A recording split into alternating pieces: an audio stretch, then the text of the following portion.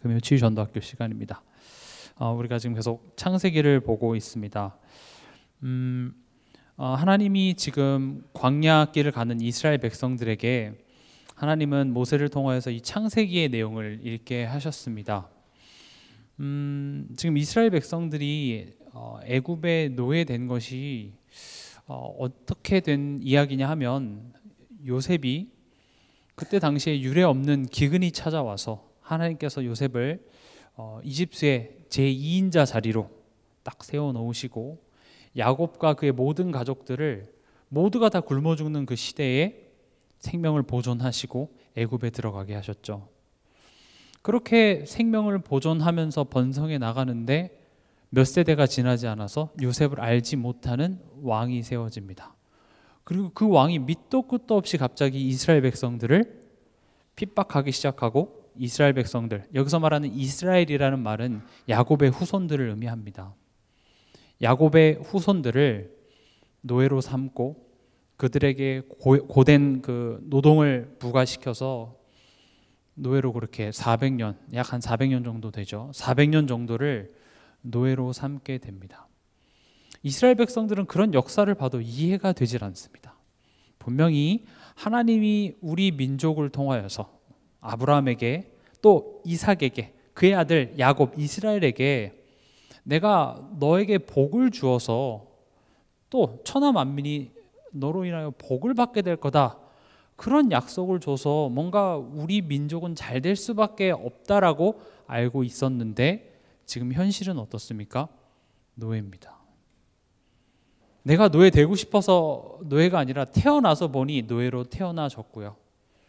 그리고 이제 모세라는 인물을 통하여서 하나님께서는 우리를 출애굽을 시켜서 이제 드디어 자유의 몸이구나, 이제 드디어 뭔가 좀 되나 보다 싶은데 광야가 이제 시작이 되어지죠.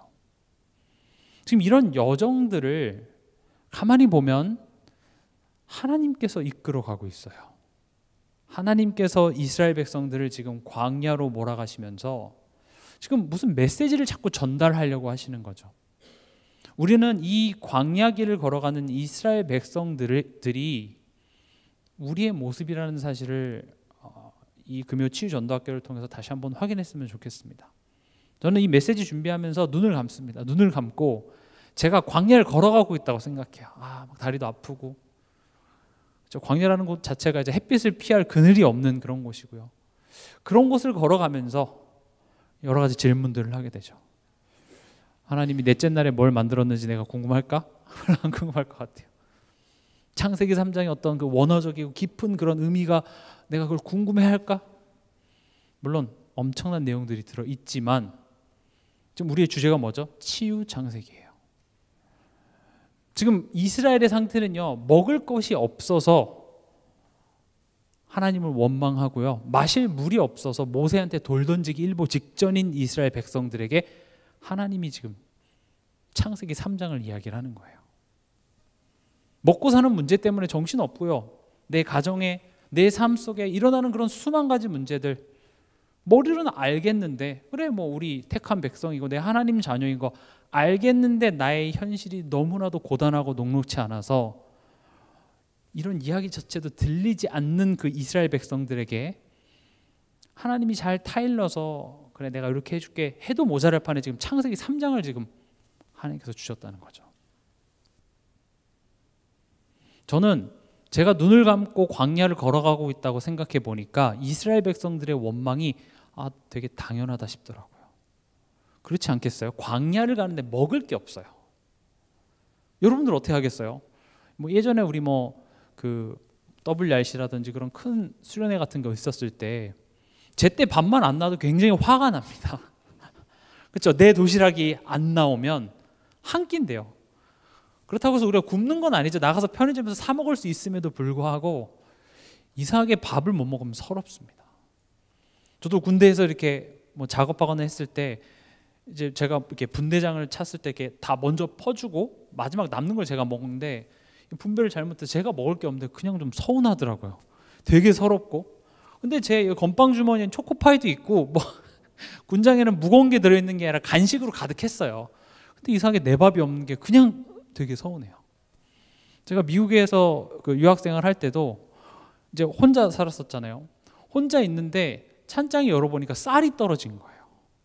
근데 제가 차가 있었던 게 아니었기 때문에 제가 그거를 그 고속도로 그 옆에 길가를 가방 메고 가서 쌀을 사와야 되는 상황이죠. 되게 서럽더라고요. 근데 분명 라면도 가득히 있어요. 빵도 있고 냉장고로 보면 먹을 게 많은데 그냥 쌀이 떨어지는 게 굉장히 막 마음 아프고 막 엄마 보고 싶고 뭐 이러더라고요. 여러분들 그 추운 겨울에 제가 막 눈물 또르르 흘리면서 이렇게 고등학교 때 쌀 사러 가는 그 장면이 아직도 기억이 나는데 지금 광야예요. 한두 명도 아니고 지금 수십만 수백만 명의 사람들이 지금 광야를 가고 있는데 먹을 게 없어요. 근데 더 큰 문제는 뭐죠? 모세도 대책이 없다라는 거죠. 모세가 그 표정에서 걱정하지 마 이랬으면 상관없겠는데 모세 호주머니를 보니까 이 사람을 먹일 만한 무슨 건빵 주머니가 있는 것도 아니고요. 한두 명 먹이는 게 아니잖아요. 이스라엘 백성들 딱 보니까 얘네들도 대책이 없는 거죠. 그렇잖아요. 그 수백 명, 수백만 명 되는 사람들을 먹일 그 식량이 당장 눈에 보이지가 않잖아요. 그러니까 당연히 원망할 수밖에 없죠. 출애굽기 16장은 그 내용이에요. 그리고 17장에 넘어가니까 물이 없어요. 하나님이 그 신이라는 광야를 떠나서 어떤 하나님이 말하신 그곳에 가서 거기서 장막을 쳤는데 마실 물이 없는 거예요. 여러분 물이 없으면 어떻게 되죠? 벌써 공포, 두려움부터 휩싸입니다. 우리가 뭐 TV에서 무슨 버라이티 쇼나 뭐 이런 거 보면 무인도나 이런 데서 이렇게 생존하는 그런 프로그램들이 있잖아요. 그럼 거기에 딱 조난당했을 때 가장 먼저 하는 게 뭐냐면 먹는 물부터 확보합니다. 왜냐하면 식량이 없으면 그래도 몇 주는 버틸 수 있는데 물이 없으면 3일 만에 죽어요. 지금 광야에서 먹을 게 떨어졌고요. 그 다음에 물이 없고요. 그 다음에 아멜렉이 쳐들어옵니다. 어떻게 원망을 안 할 수가 있어요? 저 같았으면 더 심하게 원망했을 것 같아요. 그래서 이스라엘 백성들이 모세한테 돌로 치려고 돌까지 들 정도가 됐죠. 이 상황에서 하나님께서는 모세를 통하여서 창세기 3장을 말합니다. 이해가 되십니까? 지금 물이 없는 상황에 물을 주셔야 되지 않나요? 먹을 게 없으면 먹을 걸 주셔야죠. 지금 내 생명의 위협이 찾아왔으면 거기서 지켜주셔야 되는데 물론 하나님께서는 물도 주시고 만나를 내려주시고 또 그런 강대국들의 위협에서 하나님 지켜주셨지만 하나님께서는 말씀하시는 겁니다. 뭘 말씀하시냐? 우리 인생이 불행한 근본 원인이죠. 지금 너의 인생에 먹을 게 없어서 불행한 게 아니야. 마실 물이 없어서 불행한 게 아니야. 하나님은 우리 인간의 그 근본 불행할 수밖에 없는 그 근본 원인을 지금 설명해 주고 싶어 하시는 것이죠. 우리는 많이 들어서 압니다. 창세기 3장에 대해서 많이 들었고 인간의 근본 문제 3가지에서 여러분들이 줄줄줄줄 성경 구절까지 되면서 분명히 여러분들은 말하실 수 있지만 제가 말씀드리고 싶은 것은 여러분들이 아냐 모르냐 떠나서 광야 앞에서요. 다시 말하면 여러분들이 가정에 돌아가서요. 여러분들의 삶의 현장 앞에서요. 교회 안에서 어떤 인간관계의 어떤 문제 앞에서요. 어떤 교회에서 어떤 상황이 벌어졌을 때 내가 거기에 시험 들려고 하는 바로 그 앞에서 내 마음에 뭐가 문제라고 여겨지십니까? 저는 뭐가 진짜 문제인지 알지 못하는 게 여러분들이 잘했다 잘못했다를 얘기하고자 하는 것이 아니라 그게 우리 인간의 진짜 모습이라는 거예요. 하나님은 지금 그걸 꾸짖는 것이 아니라 그걸 위해서 내가 이 땅에 왔다고 말씀하시는 것이죠. 왜 못 믿습니까? 왜 안 합니까? 그걸 얘기하는 게 아니에요. 그건 우리의 노력으로 우리의 열심으로 우리의 열정으로 해결되어질 문제가 아니라니까요. 내가 100번 고쳐주고서 내가 내 몸을 복종시켜가지고 내가 참고 내가 인내해서 그렇게 해서 극복되어질 문제가 절대 아니라고 지금 하나님은 말씀하십니다. 그래서 창세기 3장 1절은 누구로부터 시작되냐면요. 바로 옛뱀 사단으로부터 시작합니다. 창세기 3장 1장에 뭐라고 되어 있죠? 그런데 뱀은 누구로부터 시작돼요?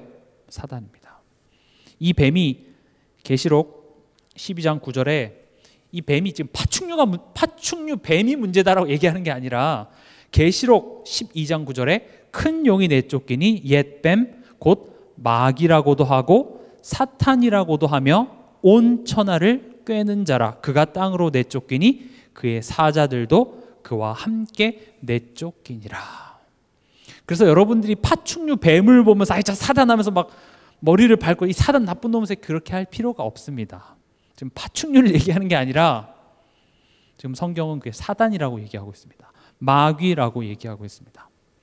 우리가 생각하는 뭔가 뿔 달리고 꼬리 있고 뭐 그런 차원의 형상이 있는 모습을 상상하는 것이 아니라 지금 이 마귀가 하는 일이 무엇인지 여러분들이 분명히 알아야 돼요.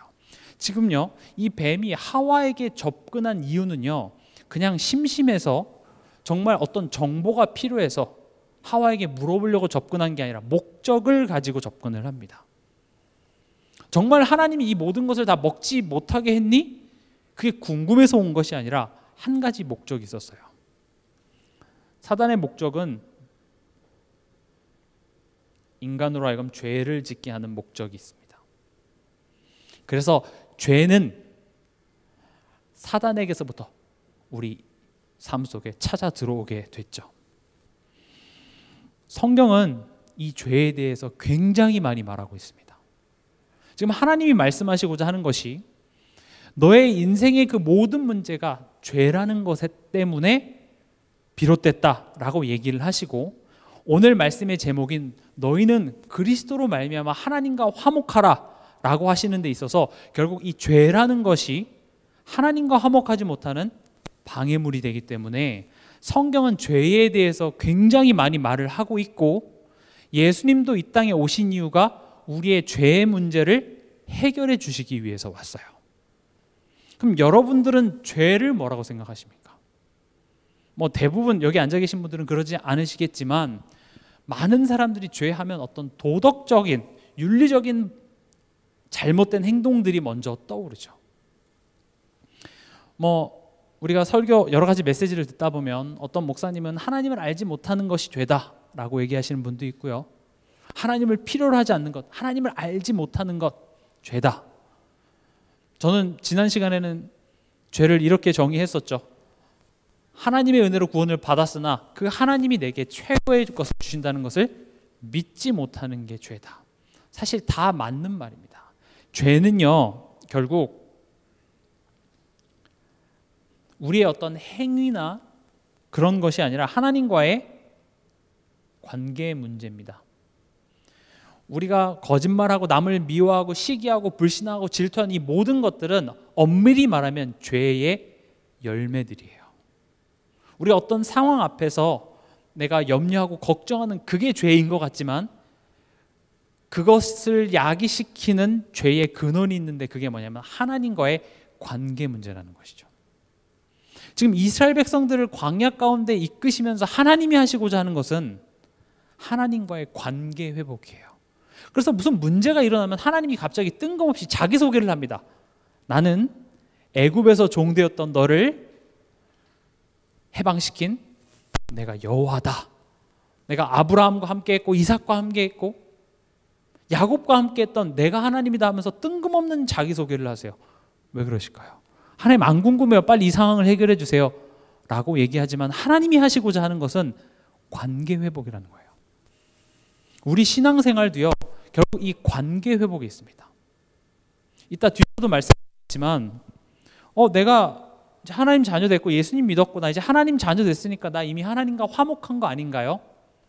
여기서 말하는 이 화목이라는 개념은 내가 하나님 자녀됨도 있지만 그 하나님을 신뢰하는 것도 하나님과 화목에 포함되어져 있습니다. 하나님을 나의 하나님으로 내가 믿을 수 있는 것까지가 화목이에요. 여러분들은 하나님과 화목하십니까? 근데 내가 하나님을 신뢰하고 하나님이 나에게 있어서 선한 계획을 갖고 계시다는 사실을 우리가 알지만 믿지 못하는 것, 성경은 그걸 보고 죄라고 얘기하고 있습니다. 그건 그냥 내가 믿음이 연약하고 내가 갱신해야 될 부분이지 그런 차원이 아니라 그게 되게 심각한 죄예요. 제일 큰 죄예요. 좀 더 극단적으로 얘기하면 살인죄, 남을 미워하고 거짓말하고 도적질하는 죄보다 하나님을 믿지 못하는 죄가 하나님의 입장에선 제일 큰 죄예요. 그 죄의 대가는 죽음입니다. 죽음이라는 말은 용서할 수 없음을 의미합니다. 우리가 어떤 사람이 죄를 지었을 때 10년 형량을 준다라는 말은 그 10년이라는 형량을 채웠을 때 어쨌든 사법적으로는 그 10년 뒤에는 10년 동안 감옥에 있으면 그 죄에 대해서 너는 자유로워 라고 얘기하는 것처럼, 그러나 그 죄인에게 사형이라고 말한다라는 말은 용서가 안 된다라는 말이에요. 우리가 하나님을 믿지 못하는 그 모습 자체가 용서가 안 되는 문제예요. 관계가 깨진 것은 용서가 안 되는 문제라고요. 이런 이야기가 나와 거리가 먼 것 같습니까? 아니에요. 우리의 매일매일이 그래요. 여러분들 오늘 하루 삶 속에서 나를 힘들게 하고 나를 짜증나게 하고 이런 사건 저런 사건, 하나님이 나를 사랑하시는 게 맞다면 하나님이 내게 있어서 최고의 것을 분명히 주신다는 것을 믿어야 되는데 그 상황 앞에서 왜 내가 화가 나죠? 왜 내가 열불이 나고 왜 내 자존심이 상하고 왜 내가 정신을 못 차리죠? 사실은 저 사람 때문인 것 같지만 아니에요. 하나님을 믿지 못해서 그래요. 근데 그게 그냥 제 영적인 문제요가 아니라 그게 되게 심각한 죄. 어느 정도 심각한 죄냐? 지옥에 가야 돼요. 용서가 되지 않는 죄예요. 그래서 여러분들 오늘 하루만 봐도 우리는 계속 죄를 짓고 있습니다. 만약 여러분들 오늘 집에 가시다가 죽어서 지옥에 가도 이상할 게 전혀 없을 정도로 심각한 죄라고요. 그래서 하나님이 어떻게 했어요? 여기서 스토리가 끝나지가 않습니다. 여기서 뭐야? 내가 오늘 또 죄를 지어서 지옥 간다고? 그렇게 하고 집에 가시면 안 돼요. 제가 이상하게 됩니다. 스토리가 거기서 안 끝나요. 네, 그래서 안 끝나요. 제가 이번 주에 한 현장에서 그 한 렘넌트에게 우린 매일매일 죄를 짓고 그 죄가 지옥에 갈만하다 하니까 얘가 갑자기 동공이 막 흔들려요. 잠깐만, 내가 여태까지 들었던 게 그게 아닌데. 갑자기 얘가 이제 제 말을 안 듣고 혼자서 머릿속으로 잠깐만, 나 오늘 지었던 죄를 막 생각하면서 공포에 막 질려 하더라고요. 그래서 제가 잠깐만, 야, 내 스토리를 들어봐. 아직 안 끝났어. 그래서 예수님 앞으로 데리고 오죠. 이게 용서될 문제가 아니에요. 그래서 하나님이 용서해 줄게 이렇게 하지 않고 어떻게 하셨어요? 직접 그 죽음을 대신 죽으신 거예요. 죄의 삭시 사망이라는 것은 그건 용서가 안 되는 거예요. 용서될 내용이 아니에요. 죽음입니다. 먹으면 정령 죽는다라는 말이 지금 사단이 와서 하와한테 어떻게 했죠? 입 벌려 선악과 들어간다 하면서 선악과를 입에 집어넣나요? 아니죠. 선악과를 먹게 한 게 아니라 하나님을 오해했어요. 하나님이 우리에게 최고의 것을 주신다라는 그런 하나님의 모습을 변질시켰죠. 뭐라고 했어요? 사실은 이거 하나님처럼 될 것 같으니까 하나님이 못 먹게 하는 거야. 오히려 사단은 내가 너를 위한 것처럼, 내가 너에게 최고의 것을 주는 것처럼, 내 마음을 위로해 주는 것처럼 내 친구 노릇을 하죠. 이 사단의 거짓말이 얼마나 때로는 우리에게 위로가 되는지 몰라요. 그래, 맞아, 생각해보니 화가 나 죽겠네 하면서 나로 하여금 하나님만 믿지 못하게 만들죠. 그렇게 사단의 거짓말이 들리고 나서 현실을 보니까 잠깐만, 생각해보니까 열반대가 되는 거죠. 그렇죠? 예전에는 하나님이 먹지 말라 그래서 아예 생각도 안 했다니까요. 우리가 먹어야 될 건 뭐예요? 하나님이 동산 중앙에 선악과와 그 다음에 생명나무를 두셨죠. 그래서 그 생명나무를 먹으면서 칼빈은 이렇게 얘기했더라고요. 그 생명나무가 예배와 같다. 생명나무를 먹으면서 나의 생명은 하나님으로부터 오는구나를 매일 기억하는 예배와 같지 않았냐라고 칼빈 얘기했는데 저는 그 해석이 되게 맞다고 되더라고요. 그럼 보지 않아요. 하나님이 먹지 말라고 했잖아. 굳이 거기에 대해서 뭔 이유나 왜 그랬을까? 이런 의심과 질문이 필요가 없었어요. 왜요? 하나님은 좋으신 하나님이잖아요. 그게 인간과 하나님과의 관계였다고요. 창세기 3장 사건은 선악과 따먹은 사건이 아니라 사단으로 말미암아 우리 인간이 하나님을 믿지 못하는, 하나님을 신뢰하지 못하는 그런 관계에 단절이 일어난 사건입니다. 지금 이스라엘 백성들이 이렇게 된 이유가 노예됐기 때문에 너네가 뭘 잘못해서가 아니라 태어날 때부터 하나님을 믿지 못하고 하나님을 필요하지 못하고 내가 너희를 나의 백성으로 삼았음에도 불구하고 나를 신뢰하지 못하는 관계 단절 속에 있는 그것이 문제고, 그것을 치유하는, 그것을 해결하는 길은 내가 직접 하는 것 외에는 방법이 없기 때문에 하나님께서는 지금 그것을 얘기하고자 하십니다. 우리가 이 구원이라는 개념을 한 번에 우리의 신분이 변했지만 하나님은 우리 삶 속에 그것을 완성해 나가신다라는 개념을 갖고 있지 않아요. 그냥 구원 받았으니까 끝! 그러고 말아요. 그런 거였으면 성경은 출애굽기에서 끝났어야 돼요. 그렇잖아요. 애굽에서 노예됐다가 이제 자유인이 됐잖아요. 그럼 끝나야죠. 근데 웬걸요? 더 길어요. 40년이에요. 성경에는 하나님이 어떤 한 노아라든지 아브라함을 하나님이 택해서 구원하시는 그 장면은 짧아요. 오히려 그 사람과 함께 하시면서 그 인생을 같이 인도하시는 그 여정이 더 길다고요. 정리해서 말하면 우리가 마귀 자녀였다가 하나님 자녀 되는 그 신분의 구원은 즉각적이나 이제 그 구원을 완성해 나가시는 그것을 하나님께서는 우리 신자에게는 더 강조하고 있다는 것이죠.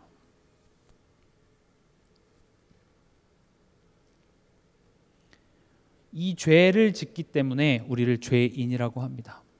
이 죄인된 죄인의 열매가 뭐냐? 지금 아담과 하와가 하나님을 신뢰하지 못한 결과로 선악과를 따먹게 됐죠. 지금 이 상황에서 하나님이 물어보십니다. 누가 먹으라 그랬지? 지금 이 문제가 어디서부터 시작됐지를 얘기를 하죠. 근데 아담이 뭐라 그래요? 하나님이 주신 저 여자가 먹으랬다는 거죠. 지금 아담의 포지션이 어떻게 되는지 한번 보세요. 아담이 우리가 2장 읽었었잖아요. 2장에 하나님이 돕는 배필이 없으므로 하나님이 아담에게 최고의 것을 주셨죠. 뭘 줬어요? 하와를 줬어요. 아담이 뭐라 그래요? 내 뼈 중에 뼈요, 내 살 중에 살이요. 하나님이 역시 내게 최고의 것을 주시는군요 했던 아담의 고백이 뭘로 바뀌었어요? 최악이죠. 저 여자를 왜 내 인생에 줘서 내가 눈가리가 씌었지, 내가 왜 저런 남자를 만나가지고 이 고생을 하는지 모르겠다면서 타임머신이 있었으면 그때로 돌아가고 싶다면서. 지금 하와가 문제가 맞죠. 그러나 그 문제를 통해서 아담은 뭘 얘기하고 있어요? 하나님이 실수하셨는데요 라고 얘기하고 있죠. 하나님이 실수한 문제로 바뀌었잖아요. 아닌가요? 아담이 그렇게 배운 게 아니라 이게 죄인의 열매라고요. 우리가 우리 삶 속에서도 가만히 보면 내가 이런 가정, 이런 자녀, 이런 상황, 이런 교회, 이런 지역 원망하고 불평하고 저 사람 때문에 이 사람 때문에 그렇게 말하는 게 뭘 얘기하냐면 하나님 실수하셨는데요 이 얘기랑 똑같아요. 하나님 영세전부터 살아서 역사하시느라 너무 피곤해서 잠깐 좋으시는 사이에 제가 결혼을 했어요.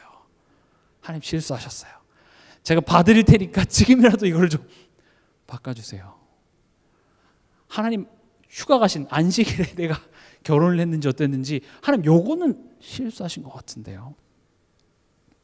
지금 우리가 원망하고 불평하는 모습이 단순히 원망했다, 불평했다, 내가 다른 사람을 미워했다, 지금 그걸 지적하는 게 아니라 그 본질이 어디에 있냐면 죄. 뭐가 죄라고요? 하나님을 신뢰하지 못해요. 아담의 포지션을 보세요. 내 뼈 중에 뼈요, 살 중에 살이라고 했던 그 하와를 가지고 뭐라고 얘기하고 있습니까? 하나님 실수하셨어요. 하나님이 만들어준 저 여자가 나를 먹게 했어요 라고 얘기하죠. 지금 이 아담의 모습이 남의 모습이 아니라 우리 모습이라는 사실 여러분들이 꼭 기억하셨으면 좋겠습니다. 하나님은 이 창세기 3장을 지금 왜 이스라엘 백성들에게 지금 읽게 하셨냐 하면 지금 너네 모습이라고 이거 얘기하는 거예요. 내가 지금 너의 백성들을 출애굽시켜서 지금 광야 40년을 지금 뺑뺑이 돌리는 그 목적을 지금 얘기하시는 거예요. 오늘의 말씀의 제목이죠. 너와 나와의 관계를 화목하게 할 거야. 넌 나와 화목해야 돼. 근데 우리 힘으로 되지가 않습니다. 왜요? 이건 죄 문제이기 때문에 그래요. 누가 가지고 들어온 죄예요? 사단이 가지고 들어온 죄이기 때문에 그 강한 자를 결박하고 그 죄의 문제를 대신 누군가는 치러서 해결해 줘야지 우리가 하나님과 화목할 수 있는 것이기 때문에 그렇습니다. 이번 주에 말씀 운동하면서 가장 많이 들었던 예화 중에 하나가 이런 것입니다. 어떤 자녀가 이제 학원을 다니니까 이제 학원비를 내야 되는데 갑자기 마음에 불안한 마음이 드는 거죠. 우리 아빠가 이 학원비를 낼 수 있을까 싶은 거죠. 못 낼 것 같기도 하고 요즘에 금리도 올라갔고 경제적으로 힘드니까 그래서 아빠한테 갑니다. 아빠, 이게 경기가 좀 어려운데 학원비 낼 수 있어요? 제발 낼 수 있다고 얘기해 줘요. 근데 아빠가 얘가 왜 이러나 싶은 거죠. 쓸데없는 소리 하지 말고 가서 공부해 하니까 네 하고 방에 가서 공부하는데 막 밤에 악몽을 꾸는 거예요. 학원비 못 내서 막 학원에서 이렇게 쫓겨나는 막 악몽을 막 꾸고 막 힘들어요. 아빠 제발 학원비 낸다고 말만 좀 해줘요. 아빠가 낼게. 아빠 그런 거 말고 아빠 통장이랑 월급 명세서랑 이런 것들을 좀 매달마다 나한테 보고를 좀 해줘서 그거로 말미암아 나를 좀 안심시켜주세요. 내가 불안해요. 그러니까 아빠가 야 미쳤나 하면서도 야 진지하게 하니까 처음 그래 아빠 통장 보여줄게. 여기 돈 있지? 모바일 뱅킹으로 이렇게 딱 보여주는 거죠. 그거 보더니 얘가 다행이다 하고 지방으로 들어가요. 그러니까 아빠 입장은 어때요? 뭐야? 이제 그 다음 달이 됐습니다. 그 다음 달에 얘가 또 찾아와서 또 똑같은 질문을 하는 거예요. 그때부터 이제 아빠의 대처가 달라지죠. 응답을 안 해요. 지금 아빠가 월급 명세서 보여주고 내가 돈이 얼마 있는 거를 해서 얘를 안심시켜서 될 문제가 아니라 네가 날 누군지를 알아야 되는 거 아니겠어요? 지금 제가 한 이 비유가 뭘 설명하냐면 여러분들이 신앙생활하면서 기도하는데 하나님이 답을 안 해주시지 않던가요?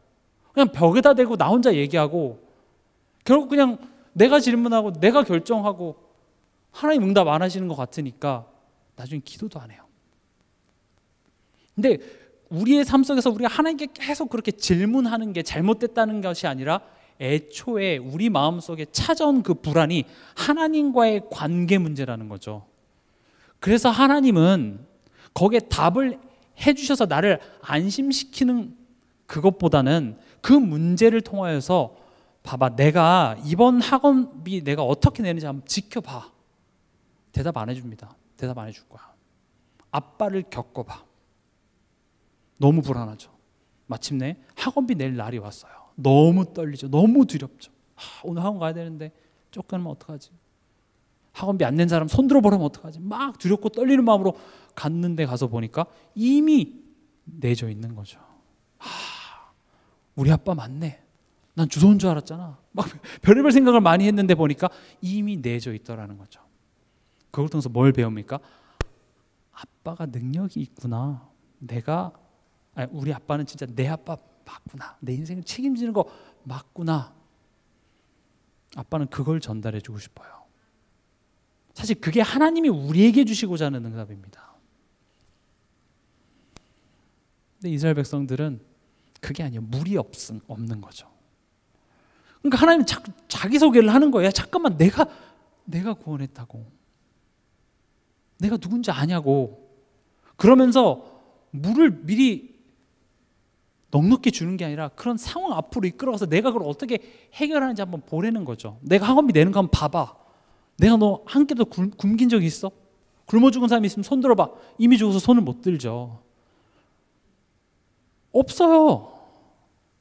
심지어 신발이나 옷 해진 사람 한 사람도 없어요. 근데 우리가 하나님을 믿지 못하는 것은 나의 믿음이 연약한 문제가 아니라 우리가 죄인이기 때문에 그래요. 죄인이라는 말은 우리 안이 썩어서 좋은 것이 나올 수가 없습니다. 썩은 우리, 완전 죽은 우리에서 뭐가 나올 수가 있겠어요? 몸에 좋은 유산균이라도 나올까요? 안 나옵니다. 그래서 하나님께서는 이것을 통하여서 우리에게 뭘 설명하냐? 그리스도가 필요한 이유를 설명하십니다. 너희 인생은 그리스도가 필요해. 너희가 하나님과 화목해야 되는 그 지식은 알죠. 그래, 내가 하나님을 믿고 내가 하나님을 신뢰해야 되고 좋으신 하나님이고. 여러분들 백날 첫날 결단해 보세요. 절대 안 됩니다. 문제 상황 앞에서 반드시 돌아가게 돼 있어요. 베드로가 보여주고 있죠. 예수님이 잡히시던 전날 밤에 너희들이 날 다 버릴 거다라고 얘기하는 그 예수님의 말씀 앞에 다른 사람은 몰라도 저는 절대 예수님 안 버립니다. 예수님 위해서 죽겠습니다. 예수님 아시죠? 네가 나 버리고 갈 거야. 닭 3번 울기 전에 너 나 저주하고 갈 거야. 심지어 네 갈릴리로 도망갈 건데 내가 거기 먼저 가 있을게. 예수님 아셨어요. 여러분들의 능력과 여러분들의 노력으로 하나님을 신뢰하고 믿고 안 됩니다. 그걸 보고 종교 생활이라 그래요. 오늘 말씀 제목 중에 중요한 게 뭐냐면 하나님과 화목하라보다 더 중요한 게 뭐냐면 그리스도로 말미암아 하나님과 화목하라예요. 이따 뒤에서도 말씀드리겠지만 하나님이 하시는 일은 우리 인생에 그리스도가 필요하다. 하나님이 하시는 일을 보세요. 우리를 예수님과 묶습니다. 이렇게. 그래서 죄인된 우리를 대신해서 예수를 죽이고요. 그리고 예수님의 그 죽음과 십자가에서 보여준 그 사랑을 가지고 우리에게 이렇게 말합니다. 야, 내가 너를 위해 죽은 것 같이 사랑한 것처럼 내가 너의 인생을 지금 사랑한다. 다시 말하면 지금 너의 인생에 내가 너에게 좋은 것을 주지 않는다면 그리스도도 거짓이야. 이렇게 묶어버려요. 성경은 지금 그렇게 얘기를 하고 있거든요. 예수님과 우리 인생을 묶어요. 그래서 성경은 또 이렇게도 표현하고 있습니다. 우리의 머리 대신 그리스도래요. 한 몸이란 소리예요. 그 말은 망할 수가 없어요. 망하려면 누가 망해야 돼요? 예수님이 망해야 돼요. 여러분들이 얼마나 귀하고 축복된 자녀인지 아마 실감도 안 될 거예요. 저도 안 돼요. 그런데 성경을 보면 볼수록 우리 인생을 예수랑 묶었어요. 그걸 뭐 연합이라고 돼 있죠. 실감이 안 나십니까? 우리가 뭔데 하나님을 우리와 연합시켰다고요. 그래서 내가 죽은 게 아니라 예수님이 죽었는데 예수님과 우리를 묶었기 때문에 내가 죽은 것이 된 거예요. 그리고 죽음에서 끝나는 것이 아니라 예수님이 부활하신 것과 또 묶어서 뭐래요? 내가 너 안에 이룬 그 구원을 완성하겠다라고 말씀하십니다.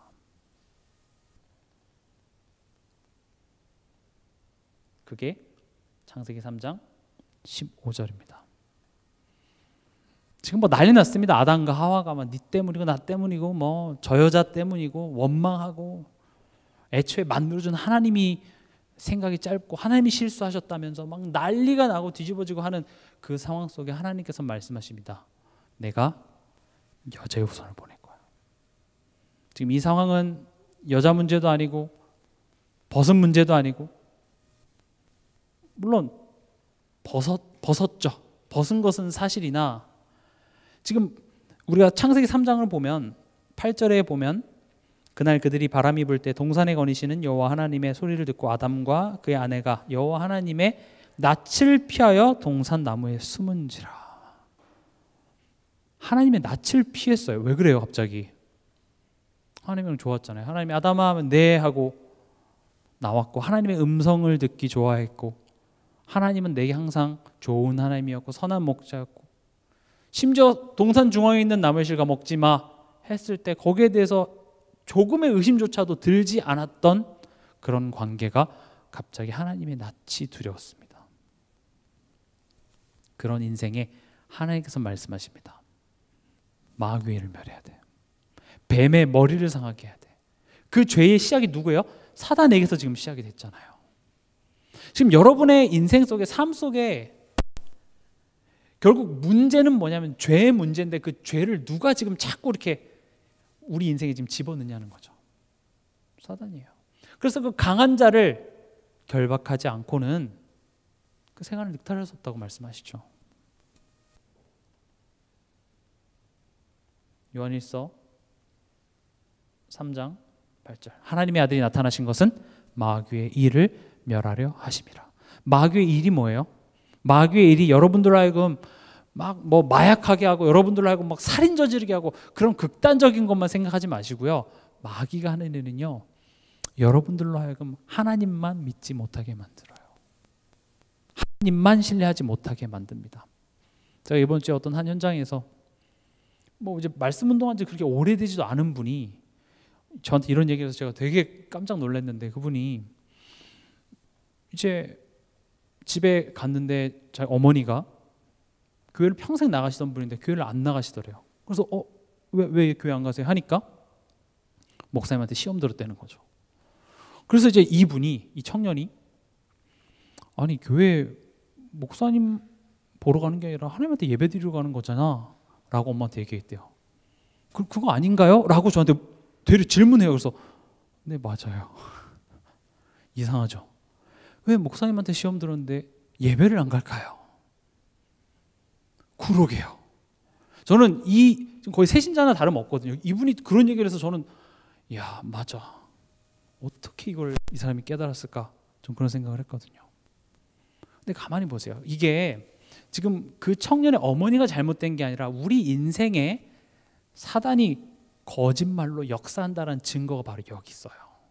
이상하게 남편이랑 싸우는데 교회가 가기 싫어요. 이상하지 않나요? 이상하게 내 자녀가 날 열받겠는데 교회가 가기 싫어요. 이상하게 저 집사님이랑 싸우는데 교회가 가기 싫다니까요. 예배가 드리기가 싫어요. 목사님 말씀이 들리지가 않아요. 그렇지 않나요? 예배는 우리 뭐라고 알고 있죠? 하나님과 소통하고 하나님의 그 말씀을 듣는 시간이라고 알고 있지만 이상하게 모든 원망은 누구에게로 갑니까? 하나님께로요. 아닌 것 같지만 나는 뭐라고 얘기하고 있어요? 하나님 실수하셨어요. 왜 안 막아줬어요? 왜 저 인간을 내 인생에 지금 엮이게 하셨나요? 하나님 실수하셨는데요. 그러고 있다고요.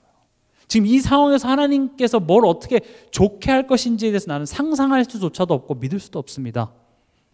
하나님 말하죠. 죄. 죽어야 돼. 용서 안 되는 죄야. 그래서 뭐라고요? 예수 앞으로 와. 내가 그래서 예수와 너의 인생을 묶어서 너의 과거, 현재, 미래, 앞으로 질 모든 죄까지 내가 십자가에서 단번에 영원히 해결했기 때문에 너의 그런 어리석음이, 너의 그 죄밖에 지을 수 없는 실력이 하나님의 사랑에서 끊을 수 없어. 그리고 이따도 보겠지만 예수님이 말씀하십니다. 이제는 너는 새로운 피조물이야. 죄의 종노릇하지 마. 얘기하는 거죠. 로마서 8장 1절에서 2절입니다. 생명의 성령의 법이 죄와 사망의 법에서 너희를 해방하였습니다.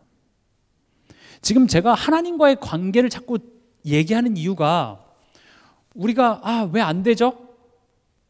복음 24 안 돼서 그래. 복음 24 안 돼서 그렇구나. 왜 안 되죠? 오직 복음이 안 돼서 그래. 그렇구나. 오직 복음이 뭐죠? 복음 24가 뭐죠? 몰라요. 막연해요. 그 얘기가 절대 틀린 이야기가 아닌데 우리가 그 의미와 뜻을 알지 못하고 그냥 24라는 말을 하면 뭔가 좋잖아요. 뭔가 되게 열심인 것 같고 그냥 그걸 그냥 받아들이지 그게 뭘 의미하는지 모르는데 광야 40년을 통해서 하나님 지금 그걸 얘기하는 거예요. 우리의 24시간은 끊임없는 원망과 불평이 일어날 수밖에 없는 상황을 허락하셔서 하나님이 지금 뭘 하게 하시는 거예요? 뭘 하게 하시죠? 은혜가 필요한 죄인임을 깨닫게 하세요. 내 삶 속에 이 문제를 가지고 오직 예수 아니면 안 되는 나의 인생임을 자꾸 깨닫게 하시는 것, 그게 24 된다 그러고 그게 오직 예수라 그래요. 저는 그 단어를 안 썼을 뿐이지 그 내용을 지금 얘기하고 있다고요. 우리가 교회 안에서도 상대방을 보면서 저 사람 오직 복음 아니네 라는 비판만 있을 뿐이지 실제로 내 삶 속에 복음으로 오직 되어지는 것을 누리고 있음에는 풍성함이 없어요. 그래서 저는 그거를 말씀드리기로 한 거예요. 한국교회가 얼마나 복음이 죽어가고 있는지에 대해서 얘기 안 하고요. 얼마나 복음을 못 깨닫고 있는 저 사람에 대해서 얘기하지 않고 우리에게 주신 이 복음이 얼마나 풍성한 것인지를, 우리가 그 은혜 없이는 도저히 살아갈 수 없는 존재임에 대해서, 그러나 그 은혜가 새롭게 어디서 오는 것이 아니라 이미 지금 성령을 우리와 함께하고 있다고요. 보좌의 축복 얘기하면서 자꾸 하늘을 쳐다보지 마세요. 어디서 떨어지는 게 아니에요. 내 안에 이미 있습니다. 그것을 믿는 것은 죄를 짓는 것의 반대말이에요. 뭐가 죄죠? 그걸 믿지 못하는 게 죄예요. 죄의 종노릇 한다는 것 자체죠. 그래서 내가 그것을 믿는 것 자체가 이제 하나님 자녀답게 살아가는 것이죠. 새 생활을 살아가는 거예요. 창세기 3장 16절에서 20절에 하나님께서 아담과 하와에게 저주하십니다. 지금 하나님이 저주하세요. 하나님이 하와에게 출산, 임신, 출산, 양육, 또 남편, 이 관계 문제 하나님이 저주를 하셨더라고요. 또 남자에게는 먹고 사는 그 생계 문제에 대해서 하나님께서 저주하셨어요. 지금 이 내용은 뭐와 같냐면 이 광야 40년의 이유와도 같습니다. 우리에게는 고난이 하는 일이라고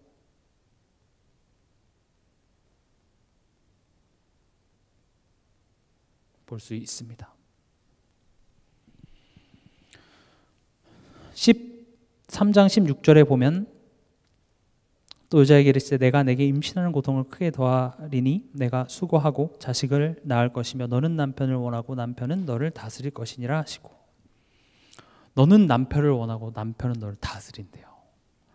원래는 둘이 한 몸이 되고 둘이 한 공동체를 이루는 그 두 사람이 이제는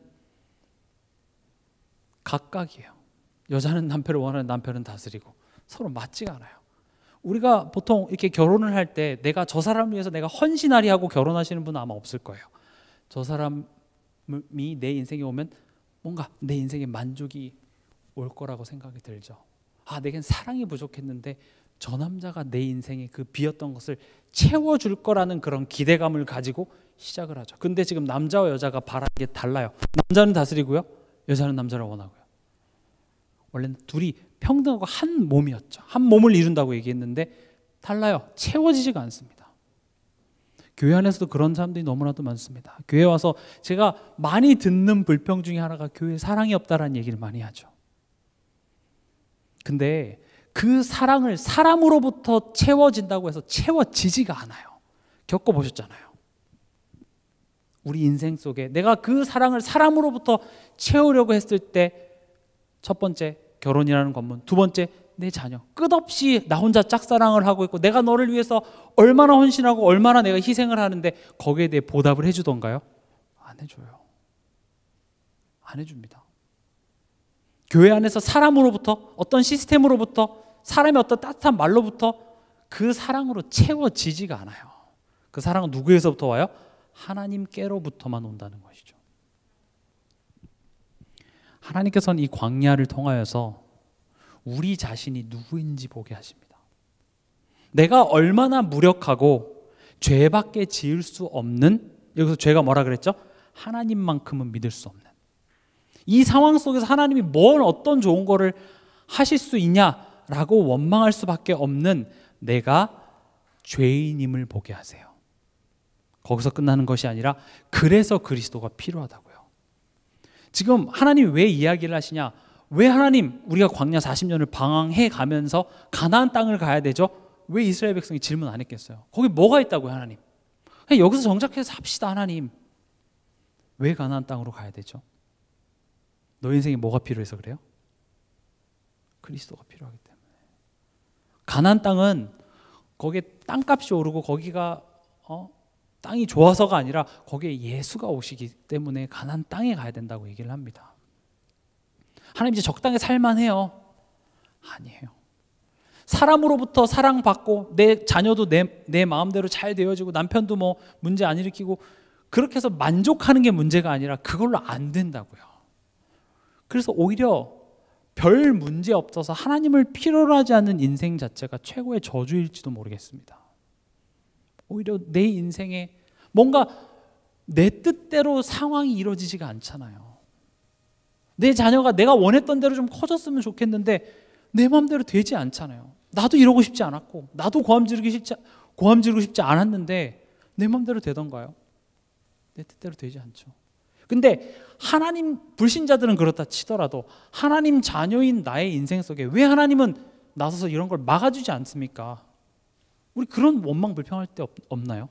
하나님이 좀 나서서 내 남편 고함 지를 때 갑자기 목이 쉬게 해서 한다든지 막 고함 지르고 문을 탁 갖고 왔는데 발가락이 껴갖고 아파하면 하나님은 살아계신다면서 내가 하나님께 이번 주에 감사헌금도 드리고 할 텐데 그런 일이 일어나질 않죠.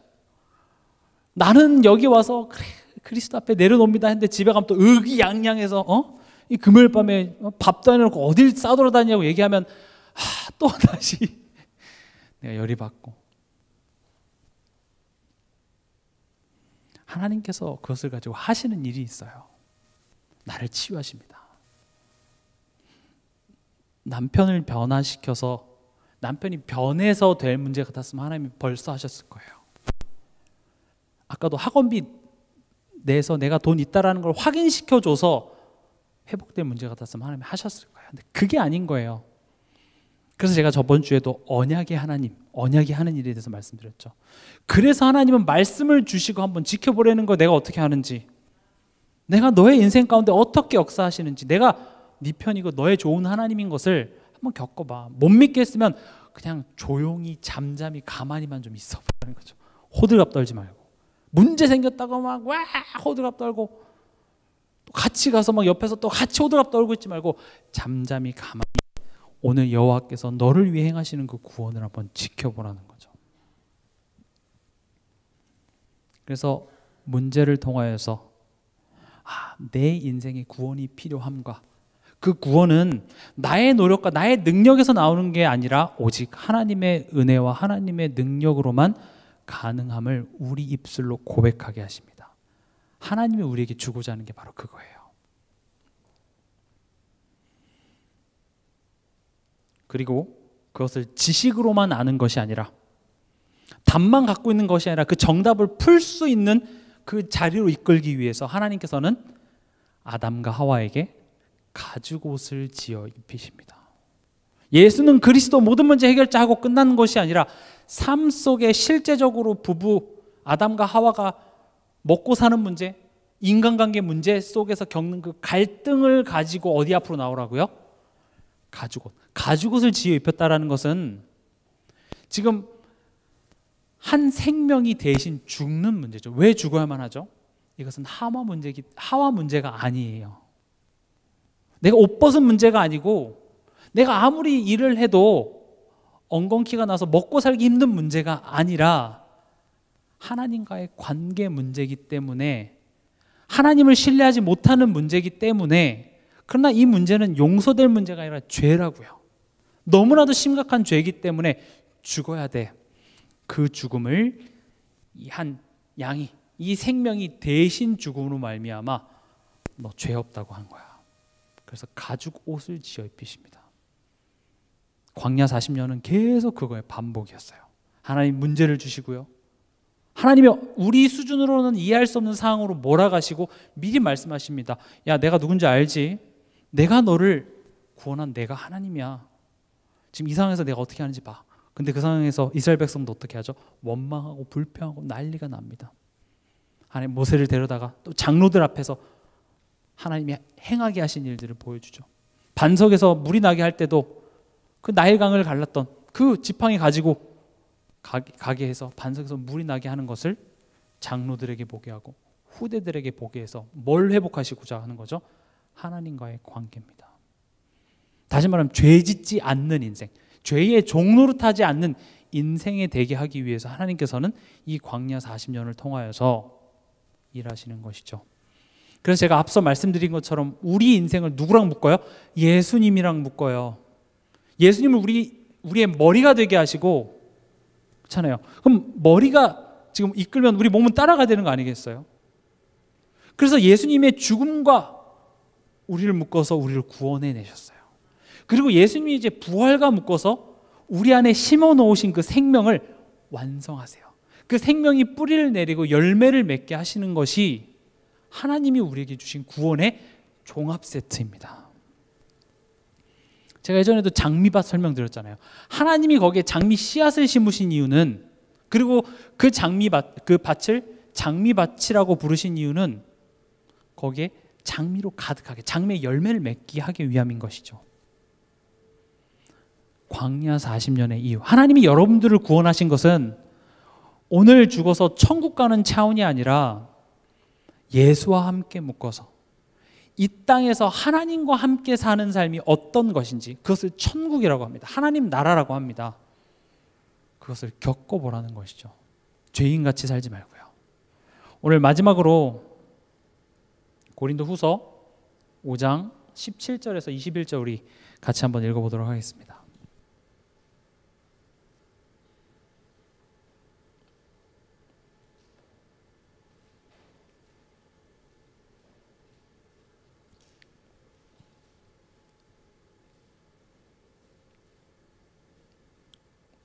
교독하겠습니다. 그런즉 누구든지 그리스도 안에 있으면 새로운 피조물이라. 이전 것은 지나갔으니 보라 새 것이 되었도다.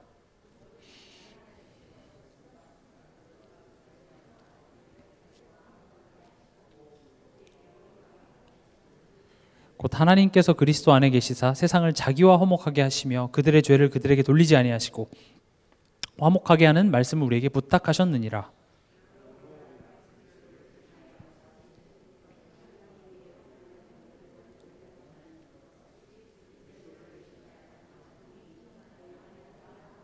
같이 읽겠습니다. 하나님이 죄를 알지도 못하신 이를 우리를 대신하여 죄로 삼으신 것은 우리로 하여금 그 안에서 하나님의 의가 되게 하려 하심이라. 아멘.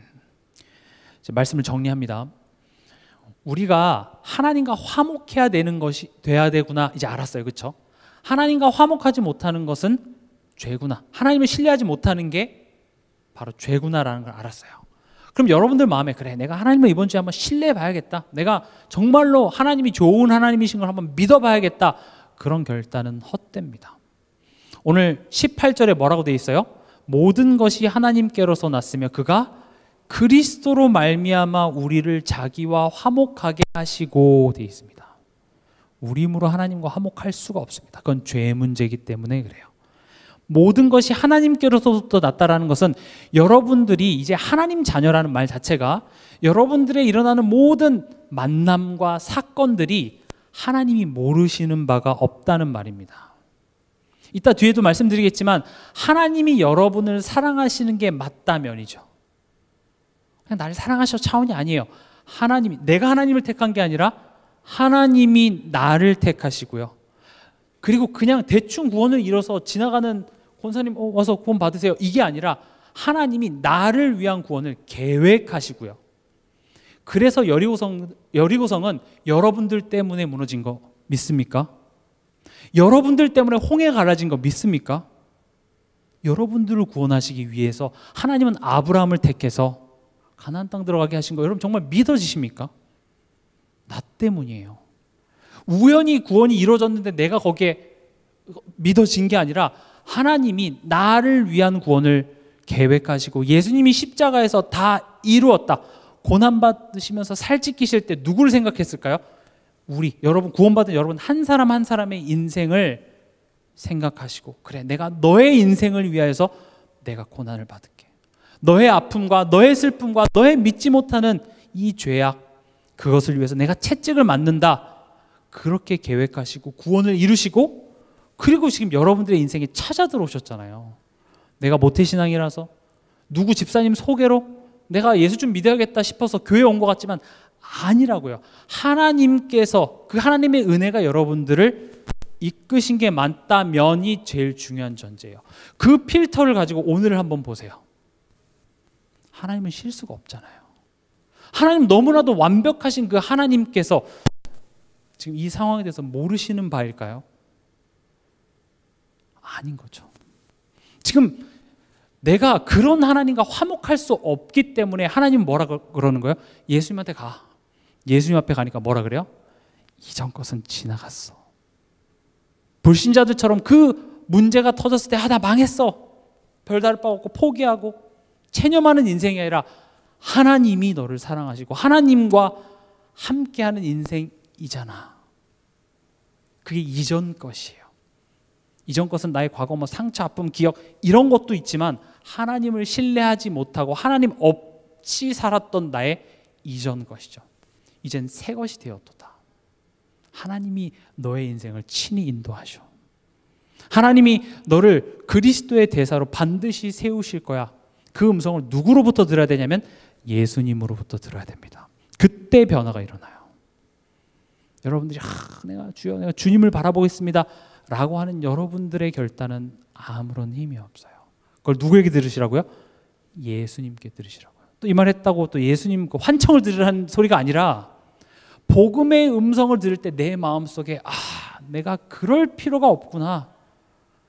그 복음의 내용을 들었는데 내 자녀를 바라보는데 이상하게 이 자녀를 가지고 하나님이 나를 치유하시고 이 자녀와 함께 하시는 그 하나님이 기대가 되고 그런 마음이 생기는 거예요. 그게 치유예요. 그래서 모든 것이 하나님께로서 났으며 그가 그리스도로 말미암아 우리를 자기와 화목하게 하시고, 주어가 누구예요? 하나님께서요. 하나님께서 여러분들을 그리스도로 말미암도록, 그래서 뭘 하려고요? 하나님과 화목하도록요. 하나님이 여러분들에게 주시고자 하는 응답은 하나님과 화목하는 것입니다. 이 하나님과 화목에 있는 사람은 반드시 사람과 화목하게 돼 있어요. 그도 그럴 것이 요셉도 형들을 미워한 것이 아니라 나중에 보니까 하나님이 저 형들을 통해서 나에게 가장 좋은 것을 주셨다라는 것이 인정이 되니까 사람을 용서하고 뭐 그런 게 없었어요. 미움이 사라졌죠. 혹시 여러분들 인간관계 속에서 갈등이 있고 미움이 있다면 그건 그 사람과의 화목해야 될 문제가 아니라 하나님과의 화목해야 될 문제예요. 내가 하나님을 믿지 못하고 내가 하나님을 실수한 것처럼 지금 여기고 있기 때문에 내가 지금 저 사람에 대해서 이해가 되지 않는 거죠. 근데 만약 그 하나님께서 내 인생에 지금 붙여놓으신 거라면 그럼 얘기가 좀 달라지잖아요. 거기서 얘기가 끝나는 것이 아니라 18절이죠. 모든 것이 하나님께서 났으며 그가 그리스도로 말미암아 우리를 자기와 화목하게 하시고 또 우리에게 화목하게 하는 직분을 주셨으니, 여기까지 가야 돼요. 예수로 말미암아 하나님과 우리 사이를 화목하게 하시고 거기서 끝나는 것이 아니라 우리로 하여금 또 다른 사람에게 하나님과 화목하게 하는 그리스도의 대사의 직분을 주셨다라는 거죠. 그래서 우리가 전도며 선교며 생명 살리는 운동 이전에 뭐부터 해야 돼요? 하나님과 화목하라고요. 뭔가 대단한 걸 지금 바라는 게 아니라 하나님과 화목. 하나님, 저 하나님한테 화 안 났어요. 그게 아니라 우리의 매일매일 삶 속에 일어나는 문제 속에서 하나님과 화목하지만 못하는 죄인된 내 모습을 자꾸 발견하시면서 그걸 가지고 그리스도 앞에 나갔을 때 예수님이 여러분들 개인의 마음에 해주시는 너희는 이제 새로운 피조물이라. 이전 것은 지나갔으니 보라 새 것이 되었도다 라는 그 음성을 여러분들이 자꾸 듣다 보면 하나님과 화목해져요. 하나님의 뜻이 보여지기 시작합니다.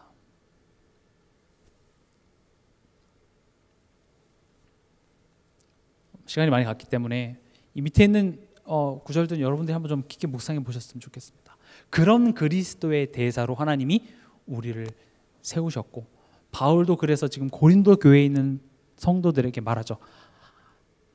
너희도 하나님과 화목해. 근데 너네들이 화목해서 될 문제가 아니라 21절에 죄를 알지도 못하신 그 예수님을 대신 죄를 지게 했으니 이제는 새로운 피조물이야. 하나님 없는 자 같이 살지 마. 하나님이 너의 인생을 붙잡고 계셔. 결론입니다. 그래서 뭘 하란 소리냐면 기도하시라고요. 하나님과 화목해야 된다라고 하니까 기도의 횟수를 늘리고 기도의 자꾸 시간만 양쪽으로만 늘리려고 하는데, 기도라는 것 자체가 마태복음 6장 33절이 뭐죠? 먼저 그의 나라와 그의 의를 구하래요. 그 말은 하나님이 좋아하는 단어들을 내가 말해드리면 하나님이 내게 좋은 거 준다는 차원이 아니라, 제가 앞서 말씀드린 것처럼 하나님이 나를 사랑하시는 게 맞다면 이게 그의 나라와 그의 의예요. 하나님이 나를 사랑하시는 게 맞다면 그 사랑이 그의 의예요. 의가 뭐죠? 내가 하나님을 믿지 못하는 그 죄를 죄 없으신 예수님께 전가해서 예수님이 대신 죽어주심으로 말미암아 나를 의롭게 하신 그의 의, 그 예수님께서 성령으로 나와 함께 하사 내 안에 임한 그의 나라, 그걸 전 쉽게 얘기해서 하나님이 나를 사랑하시는 게 맞다면이죠. 내가 좋아하는 거 구하면 내가 너 좋아하는 거 줄게가 아니라 하나님의 사랑의 눈으로 내가 세상을 바라보면 나의 구함이 달라지게 되어 있고요. 그리고 정말 내가 그것을 안다면 하나님은 무엇이든지 다 주게 되어 있습니다. 우리가 육신적인 기도하지 마세요. 그게 아니라 하나님이 진짜 우리에게 주시고자 하는 그 응답을 바라보지 못하고 자꾸 쓸데없는 걸 구해서 그래요. 만약에 내 자녀가 공부도 잘하고 진짜 부모의 마음을 다 알고 그래서 진짜 좋은 대학교 들어가고 진짜 흠잡을 게 하나도 없는 삶을 산다면 그 자녀가 엄마 나 뭐 게임기 사주세요. 그럼 부모는 사줄 수 있죠. 사줄게. 엄마 나 여행 가고 싶어요. 여행 가. 내 능력에 되는 한은 다 해줄 수 있죠. 근데 얘가 공부도 안 하고 뺀질뺀질거리면서 엄마 나 이번에 시험 공부하면 용돈 얼마 줄 거야. 그런 식으로 얘기하고 있으니까 그런 거 하지 말라고 얘기하는 것이죠. 우리가 어떤 기도를 해야 되냐? 먼저 그의 나라와 그의 의를 구하는 기도. 다시 말하면 하나님이 나를 사랑하시는 게 맞다면 거기서부터 하나님과 화목하는 관계 회복이 시작되는 겁니다. 하나님이 나를 사랑하는 게 맞다면 나를 구원하시고 그 구원의 은혜를 내게 주셔서 나의 나된 것이 하나님 은혜가 맞다면 지금 이런 가정에 이런 교회에 이런 지역에 나를 보내신 것은 실수가 아니잖아요. 그럼 하나님이 여기에 하나님 뭘 하실지 구체적으로는 모르겠으나 하나님의 선하신 계획 앞에 내가 무릎을 꿇습니다. 거기서부터 기도는 시작됩니다. 그게 기도예요. 그래서 기도는 추상적이고 막연한 기도를 하는 것이 아니라 매우 실질적이고 하나님과 소통하는 기도가 이루어집니다. 하나님의 마음을 알게 되는 거죠. 하나님이 우리에게 전달하고자 하는 건 뭐예요? 내가 너를 얼마나 사랑하는지, 내가 너의 인생에 얼마나 진심인지, 하나님 그걸 여러분들에게 전달하고자 하는 것입니다. 창세기 3장은 그런 광야를 가는 이스라엘 백성들에게 하나님의 마음을 전달하는 것이며 하나님과의 관계 회복을 그리스도를 통하여서 화목케 하시는 하나님의 사랑의 메시지입니다. 이번 한 주간도 또 오늘 밤에 여러분들이 기도하시면서 정말 그리스도를 통하여서 하나님과 화목하는 그런 밤이 되길 바랍니다. 지금 이 말씀 들으신 것은 하나님께서 당신을 위한 구원의 사랑을 나타내시기 위함입니다. 지금 이 시간 이 기도를 같이 따라하시며 예수님을 내 마음과 인생의 영원한 구주로 영접하겠다고 고백하실 때에 하나님의 사랑이 여러분 마음속에 영원히 함께하게 될 것입니다. 제 기도를 따라하시면 됩니다. 하나님, 저는 지금까지 제가 저의 삶의 주인이 되어 마음과 육신의 갈급함을 채우기 위해 열심히 살아왔습니다. 하지만 사단의 권세 아래서 죄의 종으로 살고 있기에 내 노력과 상관없이 고통당하다가 결국 죽을 수밖에 없는 죄인임을 깨달았습니다. 이런 나를 위해 하나님께서 육신을 입고 십자가에서 사단의 권세를 멸하시고 저의 모든 죄값을 죽음으로 대속하신 그리스도이심을 믿습니다. 지금 이 시간 예수 그리스도를 제 인생의 구세주이시며 제 삶의 참된 주인으로 영접합니다. 성령으로 나와 함께하여 주사 저의 마음과 생각을 다스려 주시고 저의 삶을 인도하여 주시옵소서. 그래서 참된 평안이 가득한 삶 되게 하여 주시옵소서.